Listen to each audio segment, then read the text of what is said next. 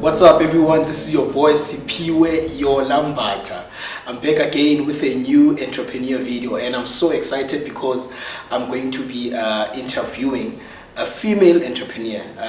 You're gonna love this episode, so stay tuned and don't forget to subscribe to watch more videos from Favor Media. I hear you are doing great things, eh? I try. I try. I think in just one get the bit that we can and do what we can. So that's what I'm doing. Nice. So like who are you? Can you introduce yourself to the viewers so they can? Kotana Babalwa. I was born in the Eastern Cape, Port St. John's, very small town in the Wild Coast. I'm a second born of 5. I have a child, a boy, 6 years old. I open my business here and I'm trying to do everything that I can here in Pretoria. Okay, nice. So you studied here in Pretoria? I studied in UNITRA, University of Transkei, but at my time it was called WSU, Walter Sisulu. And then I came to Pretoria to study at Lead Law School, where I did my 6 months. And since then I've been in Pretoria. So you chose Pretoria? I chose Pretoria. Not Johannesburg. Pretoria is the place to be. Not Johannesburg. No, because most people they choose Johannesburg, so. No, I feel like Johannesburg is too busy for me. I feel like Pretoria you can pace yourself, and do you in your own pace. Joburg is busy, rush, no. Yeah. It won't work for me. So which business do you do? I'm an attorney. Yeah, I'm a director in my own law firm. Kotana Babalwa Inc Attorneys. We are family attorneys based in Pretoria. And I have other businesses that I do on the side, but this is my main focus. This is my main passion. The attorney business. Yes. Wow. So wait, do you study law? I studied LLB. I finished. After that, I did my PLT, which is the practice for legal practitioners. I wrote my board exams. I passed all 4, and then I got admitted after I did my practicals. It's a very long process, but with resilience and patience, you eventually get there, and that's what I did. Yeah, I'm really impressed. So when did you graduate and when did you study your business? I graduated in 2016, and 2016 same year I came to Pretoria and did my practical training for 6 months, and after I passed that, I looked for work. Did not get a job. Believe it or not, it's hard to get articles after you finish your law school. And I looked for articles, I think for a year. The whole 2017 I was looking for articles. I could not get anything. So you're saying looking for articles, you're looking for a job? Yes, I was looking for work where I could do practicals. Oh, okay. And I could not get it. Sure, meaning more like an internship? Yes, it's an internship sort of thing. And you cannot be admitted as an attorney if you did not do your internship. Sure. So it took me a whole year to look for articles. I was forced to go back home. Back in the Eastern Cape, I stayed there, couldn't find work. I went to Mthatha to look for articles. I could not find work. And most of the firms, I remember when I was looking for articles, they were telling me, we don't like to hire females. We prefer to hire males, And I was like, you know what, I'm not going to give up. 2018, I came back to Pretoria, and a colleague of mine connected me with another gentleman, Mr. Moketsane. I'll forever be grateful. And he hired me, and I did my articles there. After that, I wrote my board exams, and I graduated, I passed, got admitted, and I opened my own law firm. Sure. It's a very, very interesting story. Yeah. But I like the fact that you didn't give up, after you didn't get a job, you came back to Joburg, Yeah. you went home, but you still came back to Joburg, Yeah. and you finally got an internship. But it's very interesting though that it's hard to even get an internship after, graduating. It's hard because I suppose the economy is a bit tricky, I suppose people that already have law firms don't want to be paying and hiring and paying people, It's hard. It's very hard. Because I'm sure maybe even law companies as well, it's not easy for them to even get clients. Yeah, it's not easy, Everything is affected by the economy. It doesn't matter how we look at it. So obviously, and there's a lot of lawyers out there. There's a lot of lawyers, a lot of law firms. So it's hard to get into that space. It's hard to get into the industry. If you really want it, it means you have to push 101%, Sure. which is what I feel I had to do. So can I ask, so when you started your business, did you have funding to open your law firm? I did not have funding to open my law firm. Opening a law firm is not so difficult if you really want it. If you want to be fancy about your firm, then you're going to find it difficult. But if you know what you're working towards, then you're not going to find it hard. I took savings that I had kept when I was still a candidate for registration. When you say candidate, when you were still selling articles? Yes. When you were interning? Yes. So the money that you got from internship, you saved it? I saved some of it because my parents were assisting me where they could, So I took some of the money and I put it aside for savings. So that, because the idea from the word go was that you have to be a director of your own firm. Right. So I always had that drive and I was doing everything working towards what I wanted. So when I finished, I had money for registration. I registered my firm. It doesn't cost more than 4,000 or 5,000 rand to register. And also you must remember, once you have done the phase of registration, you need to have had work on a client base, a clientele, while you were still working under somebody else.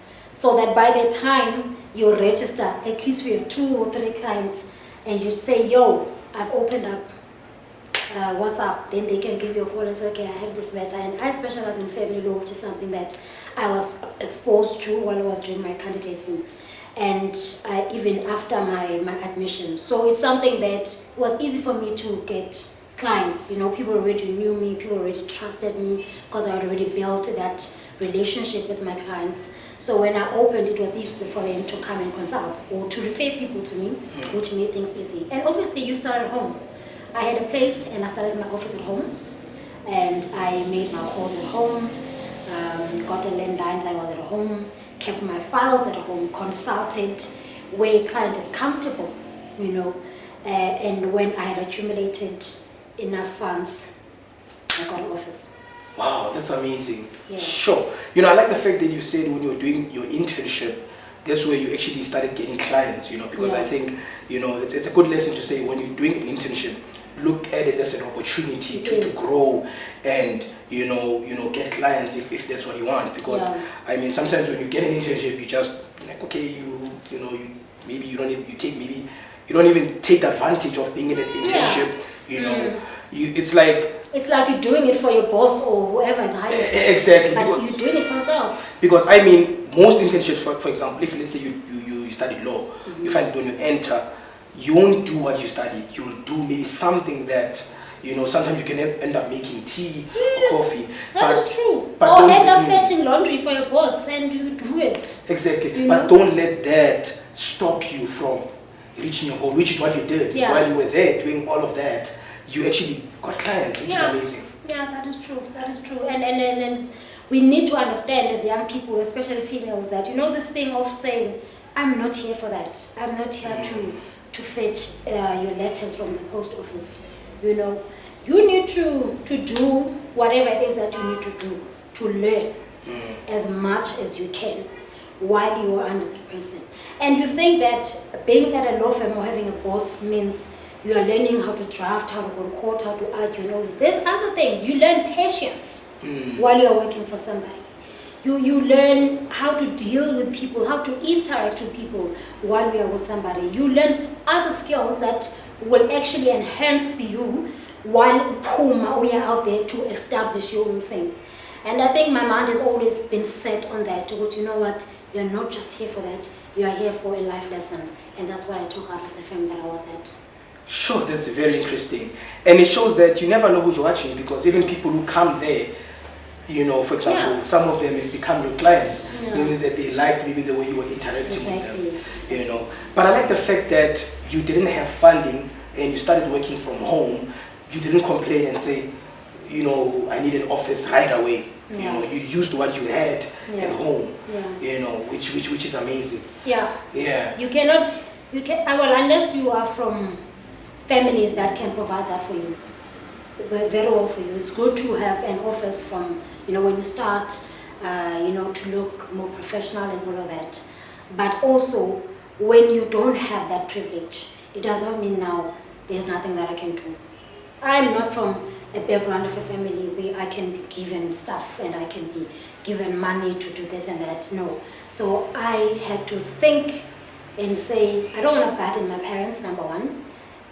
They've struggled all these years to put me through school, but I'm here now and I need to find my own way to do things my way. And that's why I felt it would be unnecessary for me to cry to them and ask for money for buying a table or a chair or a computer. No, I already had a computer that I was using at varsity. That's a computer that I started my law firm with. I started the drafting, I bought everything, I kept everything at home. So I felt like it was better that way, instead of saying, I'm so I'm just going to give up, or I'm going to go and look for work, because working for somebody was not my thing. So I was not going to do that. And also my vision was opening a firm that is going to open opportunities for other young black people. So if I want to continue working for other people, it means there's people's dreams that are stuck because now I'm lazy to do what I'm meant to do. Yeah. Nice. So basically you can say you don't need funding really to start a business. No, you don't. You don't need funding to start a business. There are businesses where you need funding, but let us, you start small. Let me say, for example, let's leave the firm out. Let's say you want to start a supermarket one day in your life. So start by selling what you can buy for yourself and save the profit and buy more. Save and buy more. And build, because when you make money for the business, you're not making money to go and buy weaves and whatever. You make money so that you can reinvest into the business so that your business can grow. So if today you are selling energy drinks, tomorrow you're going to add water, and the other day you're going to add sugar, the other day you're going to add bread, until your sponsor shop is big enough, until you get a bigger space, until you get people actually get attracted by your resilience. And the sponsors might be attracted, and you might get sponsors that you were not even looking for, because they can see, this person is focused and this person is doing the best that they can. So now I always say to people, start now. Start with whatever you have.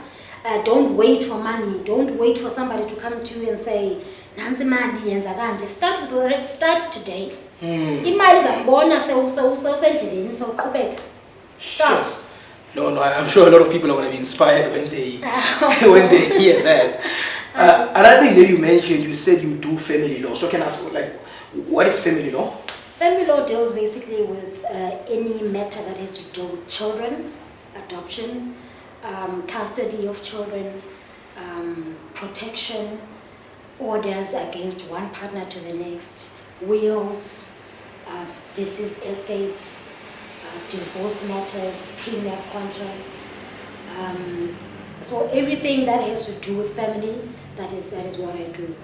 Oh, okay. Because I'm sure people listening will be curious to find out the service you do. So I mean, in the link description we'll put your contacts and details. So when people are trying to get a hold of a lawyer, in Pretoria, she's in Pretoria, you can definitely get a hold of her. But I'm sure anywhere in South Africa, you can. I practice everywhere. Yes, when you are admitted, it means that you can actually go everywhere. So I practice everywhere around the country. Nice. You also mentioned that you do something else. I'm really curious. Yes. I'm a jack of all trades. Yeah. I'm an author. Yeah. And also a musician. Wow, you're also a musician. Yes. Wow. I've always loved to write. I've always loved to write, but I never thought it was something that I would want to pursue and publish and all of that. But last year I decided that, I've been writing a lot of books. So maybe it's time that I edit one professionally and publish it, of which is something that I'm working on right now. I'm hoping that my book will be out before the end of the year. Wow. It is still with the editors now, so yeah. And then there's music on the side. I grew up in a family of music. My mom used to be in a band when she was younger. She played bass. And my dad is a pastor, sings all the time. So we grew up in the family of music, of melody and all of that. So I've always loved it. And something that I've done through varsity, throughout my life, joining bands and exposing myself to different genres. And yeah, so last year I recorded a song. And this year I decided, let me release this one single. And it will be out on the 14th of February this year. Sure. So how can people get a hold of the single if they want to listen to it? Well, I'm going to have an interview in a few days at Radio 2000. I'm hoping that people will be listening. That's where I'm going to give up details of what the name of the song is and everything. But the name of the song itself is going to be on all platforms. Fagaza, your Deezer. It's going to what is it, iTunes or something. It's going to be everywhere so that people can download the song. So what kind of song is it? Is it like? It's an Afro soul. It's an Afro soul R&B song. Obviously, I sing it in Vanek and a little bit of English here and there. The title is in Kotana. So growing up, your passion was writing and being a musician. Yes, that was my passion. Okay, and then law. Law came. You know, my uncle is a politician. Yeah. And he always pulled me into the politics. You know, whenever he's watching news, Baba, come. Yeah. What are these people saying? You see, so I always had to discuss with him politics and all these things. So I got interested. So when I went to varsity, I actually wanted to study political science. And it was full, so I had to go to LLB. And while I was there, I just loved it, and I never looked back. Nice. Your story is very, very inspiring. You started your law firm with no funding, and you're pushing music. You're pushing. You're writing a book. You said you are releasing. Hopefully, later. I can't wait to read the book as well. I can't wait to hear the single I will definitely tell you when the book is out, and I will make you buy it. No, definitely. Definitely, I want to buy it. I want to read it, and I can't wait, to read your book, to listen to your single. And I'm sure a lot of people watching this are going to be inspired by your story. How you started your law firm with no funding, and and if people want to get hold of you, when I put the link in the description. But I'm definitely sure your story is going to inspire people to show them that you don't have to wait for funding. No. You have to take what you have. You started, from home, and look where you are now. So big ups to you. I don't know, do you have maybe any closing, words that you'd like to say? Not really. I think what everybody needs to take out of life is that you set your own path. You open your own way. And opening your own path and setting your own thing means that you don't owe anyone anything. Wanting favors and asking for this and asking for that means when you are somewhere, people are going to be calling you saying, hey, remember I did ABCD. So we need to push and do things on our own so that we don't owe anyone. If anything in business, people must owe you, not the other way around. Wow. So basically, no one owes you anything. No one owes me anything. Yeah. I don't owe anyone anything. And no one owes you anything. I'm just mean, Jay, just like this. So young people must not sit and wait for funding, favors and all of that. No. Yeah. Yeah. Sure. Thank you so much. So do you believe that entrepreneurship is the future? Entrepreneurship is the future. And I understand that not everyone is going to be an entrepreneur. And there's nothing wrong with that. And there's nothing wrong with that. But entrepreneurship is the future, because how else are we going to open doors for other young black people to get into the sphere of making money and the business if we want to sit back and be hired? We need to understand that there's such a huge difference with us black young people and other races. The gap is huge. And if we want to sit down and open our hands so that we can be given handouts, it's not going to work. We need to uplift ourselves. Yeah. Unfortunately, I'm not going to say somebody's going to grab our hands and uplift us. We need to uplift ourselves so that we can be able to help the generation that is coming after us. So entrepreneurship is definitely the future. Yeah, and what I love about our country is that opportunities are there. Definitely, definitely opened. If you want to start your own business, you can start it now. And it's so simple. I mean, registering a business at CICP doesn't even cost more than 270 rands. And you just need to have an idea and have the will to start and do it. No, we are blessed to be in South Africa. Yeah, we are definitely. From me, your boy, Sipiwe, your Lambert. And don't forget to subscribe to watch more videos from Favor Media. I hope you enjoyed this video. More videos will be coming soon. Don't forget to subscribe. Sharp.